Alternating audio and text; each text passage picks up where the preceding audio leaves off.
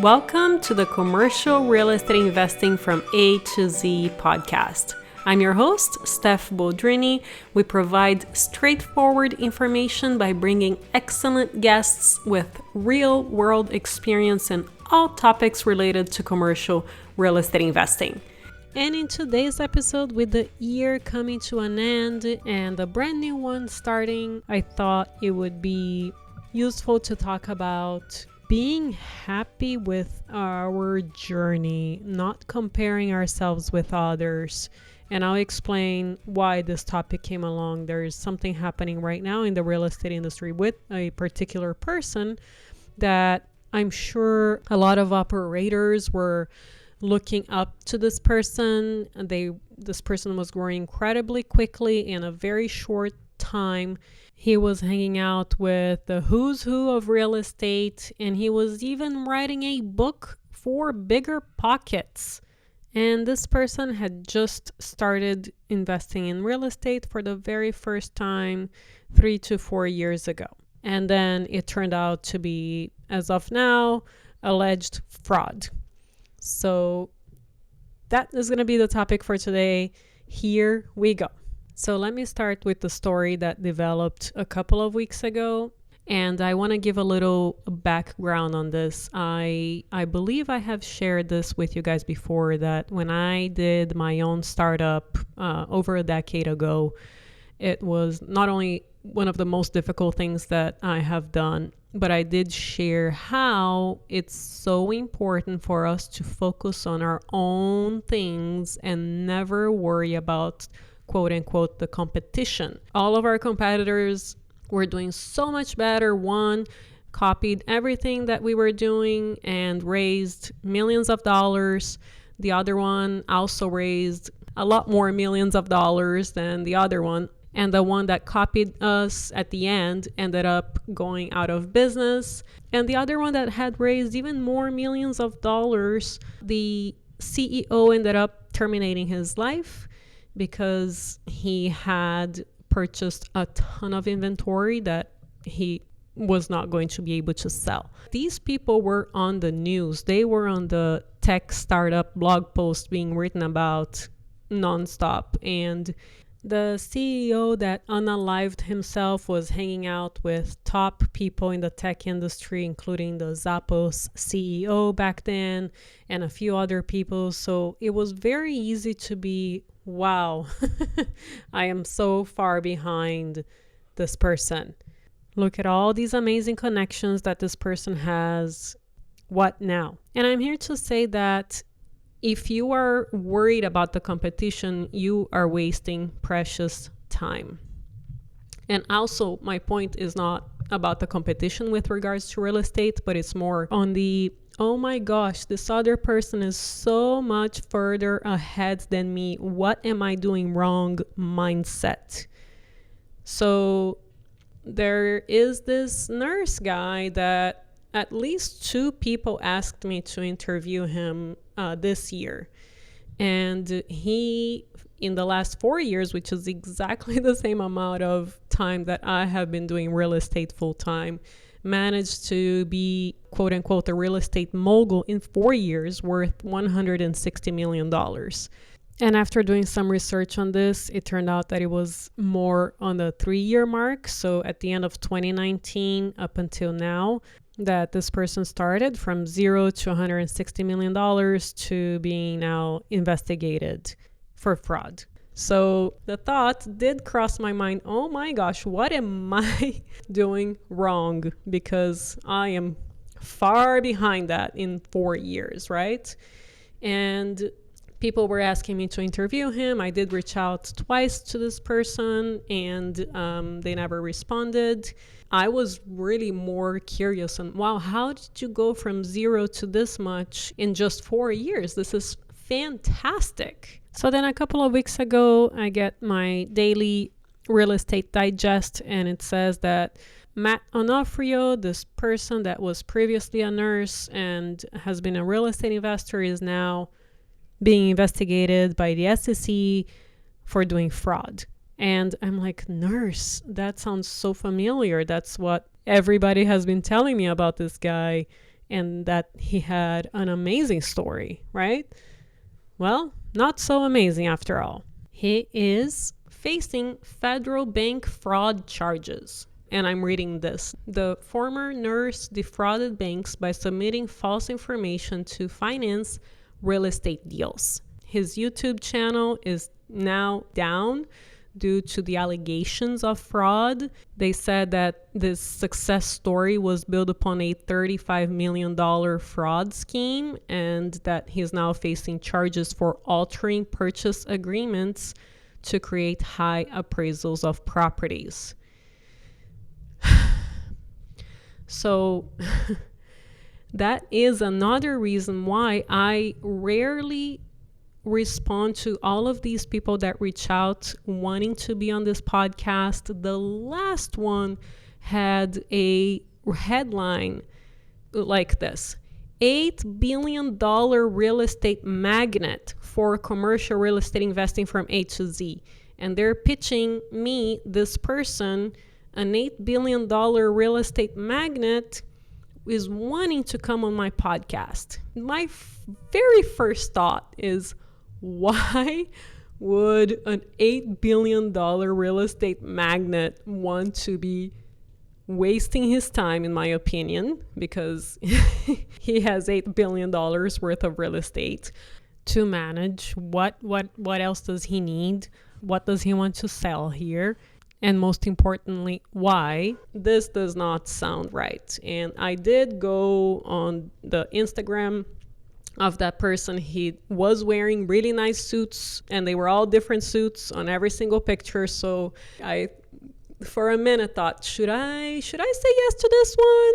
And then this Matt Onofrio story broke out. And I do know that he has been all over the news up until now, with his amazing nurse story, from, nurse to real estate hero in literally 4 years doing retail. Like, that's that is huge. My mentor did not get there in 4 years. I can tell you that. So be very mindful of who you're listening to. Are these people wanting to be everywhere? And this is all alleged. So we don't know for sure. You should do your own due diligence in every single deal that you do, and ask for multiple eyeballs into whatever deal you might be wanting to invest, and also people that you might want to partner up with. Check with other people that, a potential partner may not have given you a referral to reach out to. Do some background checks through other people. So don't feel bad where you are. Don't compare yourself. And also, when you are investing in other people's deals, have multiple eyeballs checking that, and always go with your gut.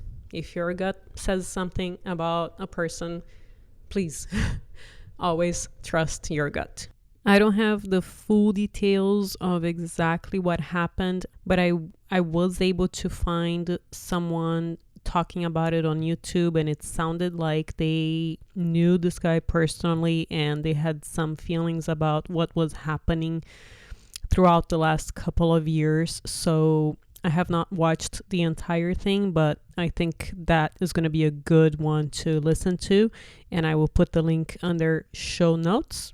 At the end of the day, I'm not surprised that these kind of things are happening, but it is worth reminding everybody to not only not feel bad with regards to where you are today, but also because real estate is a slow game.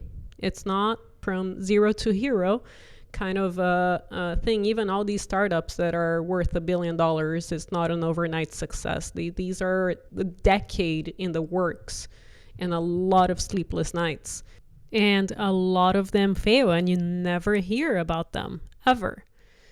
So at the end of the day, number one, I am very upset at this person for doing this, because he taints our industry.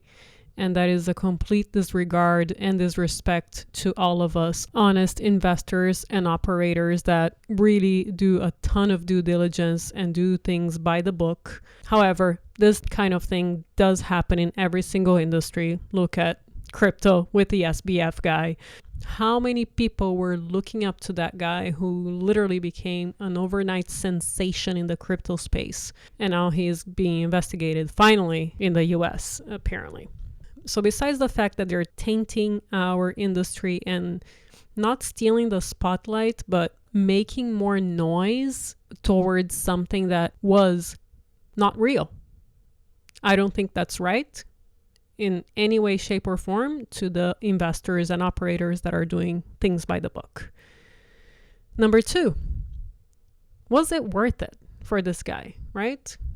He, quote unquote, made money so quickly, thinking that he could get away with it, because when you're at it in that moment, the police is not around you, you're not in jail, so you really think you can get away with it. That's what I think was probably going through his mind.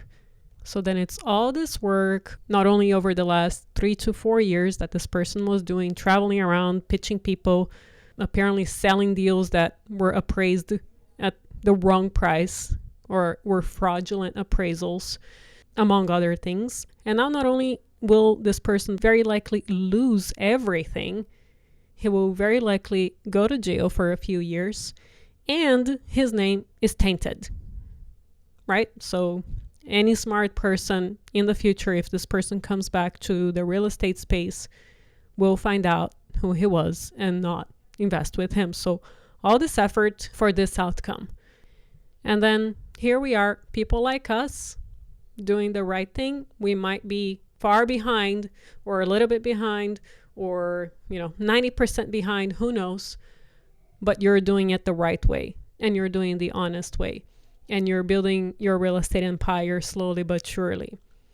So this holiday season, I would invite you to take a look around you, really embrace what you have built, all the steps that you have taken to learn and become as knowledgeable as you can in the industry.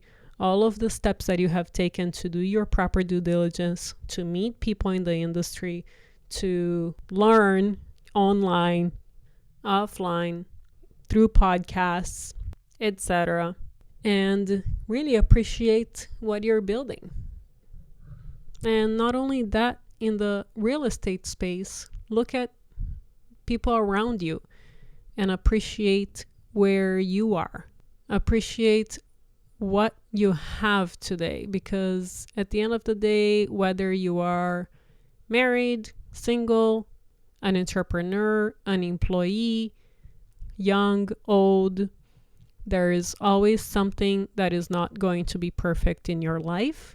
And if you're going to be waiting for that perfect moment where every aspect of your life is going to be perfect, so then, only then, you will be happy. Only when you own, $100 million in real estate, you're going to be happy. Well, guess what?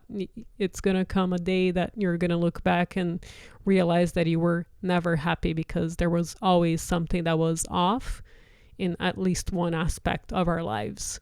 So take the time to look around you at your loved ones, at what you have accomplished so far, and really appreciate that. And I want to acknowledge you for being here, listening to this, learning, and taking inspiration from others and doing the right thing. So keep doing the right thing. Don't commit any fraud. It's not worth it. Let's continue building this amazing industry in the right way and have an amazing, amazing holiday season.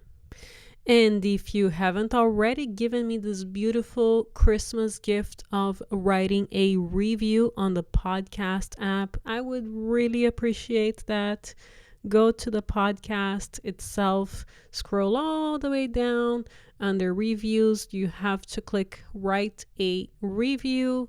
I would really appreciate that. Have an amazing Christmas if you celebrate it. And if not, have an amazing all of the holidays that you celebrate.